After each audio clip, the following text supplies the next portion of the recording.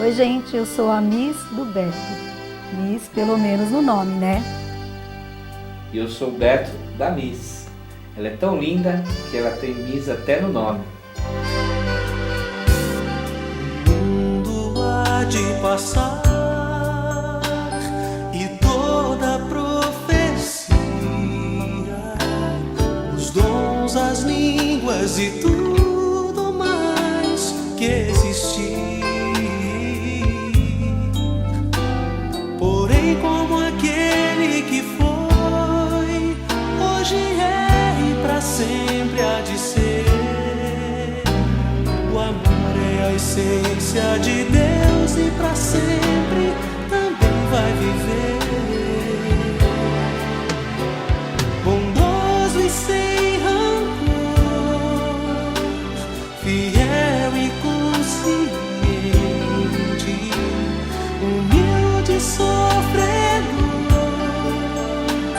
espera tão somente, justo e verdadeiro,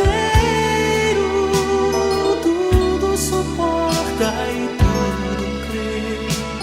Tão puro e perfeito é o amor, não busca interesse ou favor, mistério, expressão, vida e luz, o Senhor.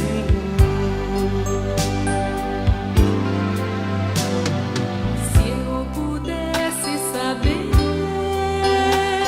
destinos ou futuros, fazer mover as montanhas comigo. Nós agora estamos fazendo 25 anos de casado e nos conhecemos há 30 anos atrás. Nos conhecemos num curso de programação de computadores, quando naquela época ainda computador era a base de movida a lenha, né? Fui fazer o curso e no primeiro dia o professor pediu para nós nos apresentarmos, fizemos aquela tradicional roda, cada um fala o seu nome, o local que mora, quantos anos. E aí quando eu já vi a Mislene, já me encantei. Um dia começou a ficar difícil o curso, começou a ficar difícil. E 2 amigos me chamaram para estudar nos dias que não tinha aula. Chegando lá, tinha uma terceira pessoa, que eu não conhecia, só via na sala de aula de vez em quando. E essa terceira pessoa era o Beto. Demorou um tempo, demorou aí uns 6 meses para conseguir trazer ela para o nosso grupo de estudo. E a partir daí sim começar a cortejá-la de forma mais incisiva. Ele pegou e começou a estudar com a gente e tal. E ele ficava assim, me empresta borracha? E pegava assim no meu braço, para eu emprestar borracha para ele. E aí eu olhava, ele me cutucava e piscava. E aí foi passando o tempo, e a gente estudando, tal, onde ele me ofereceu uma carona. E ele apareceu então para me dar uma carona no dia seguinte e me levou um sonho de valsa. Meu Deus, para uma chocólatra, ele acertou na mosca. E aí foi assim, carona daqui, carona dali e tal, e passou o tempo. E aí eu falei, um dia eu empurrei ele na parede, eu falei, o que você quer comigo? Aí ele falou, eu quero namorar com você. No dia 12 de julho de 1985, foi essa a data. Nós namoramos 2 anos e meio, aí eu me converti. Foi a decisão, assim, a maior decisão que eu já tomei na minha vida. Aceitei Jesus como meu salvador e tal. E aí falei para ele que eu só me casaria com ele se ele fosse para a igreja também. Começou a exigir algumas posturas, algumas situações que antes a gente, por não fazer parte da igreja, né? A gente não ia numa igreja, não orava, não lia a Bíblia, e ela começou a exigir isso de mim. Ele acabou indo para a igreja comigo. E aí chegou um momento que eu via que eu ia para a igreja com ela, eu perdia a mulher. Eu falei, quer saber de uma coisa? Eu vou lá, sento, faço a vontade dela, né, e vou levando, né, e pelo menos eu não perco a mulher. E graças a Deus também tomou a maior decisão da vida dele. Namoramos por mais uns 2 anos. No dia 30 de março de 90, então, nós nos casamos, que agora está completando 25 anos, e foi assim um momento muito especial, foi um momento em que eu realmente percebi que a minha vida estava saindo de uma pessoa menos madura para um compromisso já mais sério. A gente se casou e foi em lua de mel para um sítio que os meus pais tinham. Chegando lá, na primeira semana, fazendo a listinha, pão puma, frios e tal, na segunda semana também, na terceira, o que a gente vai colocar na lista? Macarrão, arroz, feijão. Eu não sabia cozinhar. Virei para ele e falei, quem vai cozinhar? Ué, você vai ter que aprender. E eu acabei fazendo, mas eu não sabia e fiz 7 copos de arroz de requeijão e 7 copos de feijão. E ainda perguntei para ele se ia sobrar para janta. O que aconteceu em 91? A Mislene ficou grávida do Lucas. 1 ano e meio depois de casado, veio o Lucas, não é, nosso primeiro filho. E foi um momento especial quando aquele menino esteve nos meus braços. Mais uma vez, o homem, para mim, serviu como divisor de águas. Um bebê lindo, maravilhoso, mas muito, muito, muito chorão. Chorava de dia, chorava de noite, chorava de madrugada, e o Beto terminando faculdade, e sobrava para mim.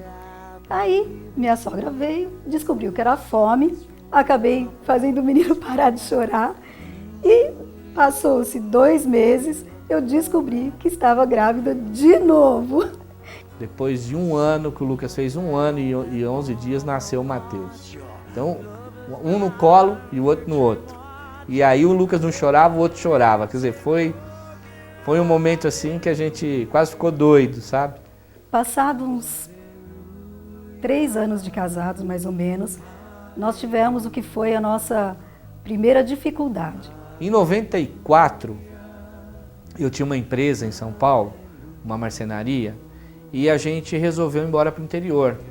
E a gente, por um bom tempo, a gente estava tentando vender essa marcenaria, e eu tinha um sócio, né? E nós vendemos para uma quadrilha de estelionatários. Então, tudo que havia conquistado nesse período aí de namoro, de noivado, nesses 4 anos de casamento, Deus permitiu que nós perdêssemos tudo para começar a tratar na nossa vida. E aí, foi uma época difícil, bem difícil. O Beto ficou 9 meses desempregado, mas foi uma época que eu procurei dar muita força para ele e procurei, me apegar muito com Deus em todo o tempo, buscar Deus em todo o tempo. E nesse período foi um período maravilhoso, maravilhoso de comunhão com Deus, de experiências com Deus, de crescimento com Deus, ministerialmente, em comunhão com os irmãos. Deus realizou muitos milagres, talvez na minha vida eu sempre conto um, que é o maior deles, foi num pequeno detalhe. Nós estávamos passando por uma necessidade financeira muito grande, como eu já falei para vocês, tinha perdido tudo, estava desempregado. E teve um dia que a Mislene falou assim, na hora do almoço, precisa comprar uma cebola, uma batata, porque eu só tenho arroz, eu não tenho mais nada para fazer na hora do almoço. Eu tinha 2 notinhas de R$1. Aí fui no sacolão, dei uma olhada assim, aí peguei 2 batatas, ou 3 batatas, 2 cebolas, fui fazendo a conta ali para dar os R$2. Comprei lá meio quilo de asinha de frango, e acabou. Quando eu estava saindo para o caixa, eu passei em frente à banca e vi os abacates, pessoal. Abacates assim grandes, bonitos. E eu gosto muito de vitamina de abacate, abacate com leite. E minha boca encheu de água, gente, de verdade. Senti o gosto do abacate na boca. Mas eu não tinha o dinheiro, né? Aí eu falei, falei com Deus, né? Falei, o dia que o senhor quiser me dar, o senhor vai me dar. E fui embora. E a gente tinha um amigo que estava fazendo, o filho dele estava fazendo aniversário naquele dia, Toninho, que Deus já levou, inclusive.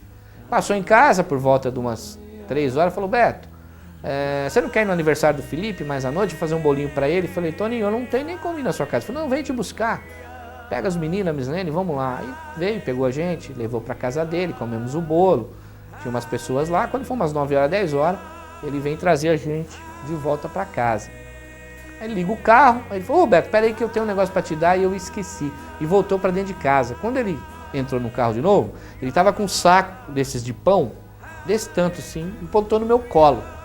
Gente, quando eu abri o saco de pão, o que tinha dentro? 8 abacates. Não tinha 1, tinha 8.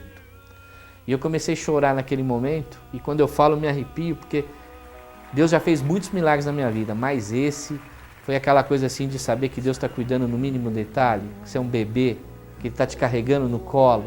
Foi isso que eu senti, pessoal. É a maior experiência que eu tive com Deus na minha vida. Eu já tive muitas, hein? Milagres, milagres e milagres. Mas esse do abacate eu não poderia deixar de participar, de contar para vocês nessa nossa trajetória. E também foi um tempo onde eu tenho o meu maior testemunho de vida, que foi quando um dia o Mateus, brincando com o Lucas, tropeçou, caiu, bateu a cabeça e faleceu. Foi um dia muito difícil para mim. Ele estava deitado no chão e começou a ficar assim com os olhos escuros, a boca escura, gelada, as mãozinhas geladas, não tinha batimento cardíaco, não tinha respiração. E eu comecei a clamar ao Senhor, e eu ficava: Senhor, tem misericórdia, Senhor, tem misericórdia. E era só o que eu sabia falar. Eu estava na casa de um casal de amigos e esse casal de amigos pegava o Mateus e jogava o Mateus para cima e dava banho de álcool e dava banho de vinagre e nada do Mateus voltar, fazia massagem, nada do Mateus voltar, e eu ajoelhada e louvando e clamando e pedindo para que Deus tivesse misericórdia. Passava a vida toda do Mateus na minha cabeça e eu ia me encontrar com o Beto à noite para ir na igreja. E até o momento que eu não sei quanto tempo passou, se 20 minutos, se 1 hora, eu perdi a noção do tempo. Foi quando eu entreguei o meu filho a Deus. Falei: Senhor, o Senhor deu, o Senhor levou. Louvado seja o Senhor. Nessa hora, o Mateus estava assim, durinho. E ele abriu os olhinhos, fez assim e voltou. Começou a voltar e eu comecei a louvar a Deus. E falei: Mateus, o que aconteceu, filho? Ele falou: mãe, eu estava dormindo, mamãe. Ele falou, e aí eu levei ele em 3 pediatras, na Unicamp, na época eu morava em Campinas. Levei ele em médico particular, fizemos todos os exames nele. Foi constatado realmente que ele teve uma parada cardiorrespiratória e que pelo tempo que ele ficou sem a respiração, ele voltaria com alguma sequela. Para honra e glória de Deus, ele não tem sequela nenhuma. E eu louvo a Deus porque esse é o meu maior testemunho de vida. Terminado esse período de uns 8 anos de deserto, Deus nos trouxe de volta para São Paulo e restaurou de forma assim linda a nossa vida. Restaurou o emprego do Beto, restaurou a área financeira, a área espiritual, todas as áreas da nossa vida. Deus nos deu uma casa linda, deixou a gente escolher do jeito que a gente queria, reformar do jeito que a gente queria. Ele falou assim: filha, vai lá, escolhe, faz do jeito que você quiser. E foi uma bênção muito grande.